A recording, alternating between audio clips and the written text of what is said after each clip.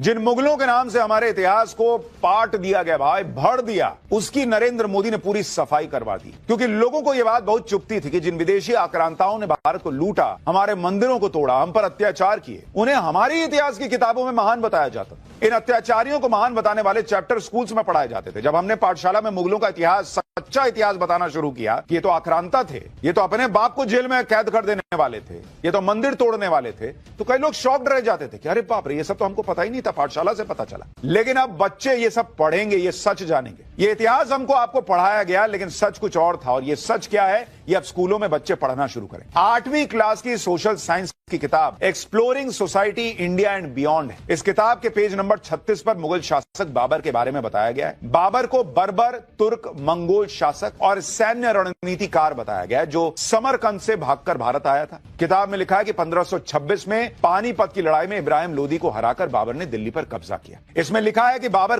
क्रूर और निर्दयी राजा था। उसने कई शहरों की पूरी आबादी को मार डाला था। उसने महिलाओं और बच्चों को गुलाम बनाया। उसने हजारों लोगों की करके उनके कंकालों का ढेर लगा दिया और उसे यह सब जुल्म करने पर गर्व महसूस होता था। एनसीईआरटी की किताब में बाबर की जीवनी बाबरनामा के हवाले से अब लिखा गया है कि बाबर प्राकृतिक खूबसूरती और वास्तुकला से प्रभावित होकर भारत आया। बाद में उसे पता चला कि हिंदुस्तान में तो सोने चांदी का खूब सारा खजाना है। भारत की दौलत से प्रभावित होकर उसने वापस जाने की बजाय भारत पर राज करने का फैसला किया। आप सोचिए, जिस बाबर का मकसद ही भारत को लूटना था, जो हिंदुओं का नरसंहार करने पर गर्व महसूस करता था, उसके बारे में अब तक क्या पढ़ाया जाता है। 8वीं क्लास की एनसीईआरटी की पुरानी किताब है भारत की खोज, जो पिछले साल तक स्कूलों में पढ़ाई जा रही थी। उसमें बाबर के बारे में क्या लिखा था आपको पता है? कि बाबर का व्यक्तित्व आकर्षक था, वो नई जागृति का शहजादा था। बाबर बहादुर और साहसी था, जो कला, साहित्य और अच्छे रहन सहन का शौकीन था। ये पढ़ रहे थे हमारे आपके बच्चे कि बाप रे बाप, बाबर बहुत अद्भुत था।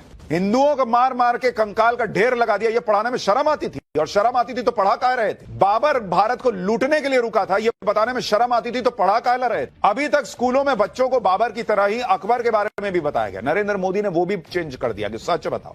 अभी तक क्या सुना आपने कि भाई अकबर बहुत महान राजा था, अकबर द ग्रेट। लेकिन एनसीईआरटी की किताब में जो नया चैप्टर जोड़ा गया है, उसमें अकबर का कैसा चरित्र चित्रण किया गया है, अब आप इसको सुनिए। किताब में लिखा गया है कि अकबर का शासन क्रूरता और सहिष्णुता का मिश्रण था। यानी जब जैसी जरूरत पड़ी उसी हिसाब से अकबर ने अपना रंग दिखाया, कभी क्रूर रहा तो कभी सहिष्णु। किताब में यह भी लिखा गया है कि सन 1568 में चित्तौड़ के किले की घेराबंदी के दौरान अकबर ने लगभग 30,000 नागरिकों की क्या कर दी और बचे हुए महिलाओं और बच्चों को गुलाम बनाने का आदेश दिया था। इसी जीत के बाद अकबर ने एक चिट्ठी लिखी थी, जिसका जिक्र भी किताब में किया गया, जिसमें अकबर ने विजय संदेश दिया था और लिखा था कि हमने काफिरों के कई किलों, शहरों को जीतने में कामयाबी हासिल की है और हमने वहां स्थापित किया। खून की प्यासी हमारे तलवारों से हमने उनके दिमाग से अश्रद्धा को खत्म कर दिया है। हमने वहां से और बाकी पूरे हिंदुस्तान में मंदिरों को बर्बाद कर दिया। ये अकबर ने लिखा था। विजय संदेश हिंदुओं को काफिर बता रहा है, खुशी खुशी बता रहा है कि मार दिए, खत्म कर दिए काफिरों को। और वो अकबर पढ़ाया गया कि अरे बहुत महान था, अकबर द ग्रेट था। नरेंद्र मोदी ने अब जाकर उसको बदला है कि पढ़ाओ ना भाई,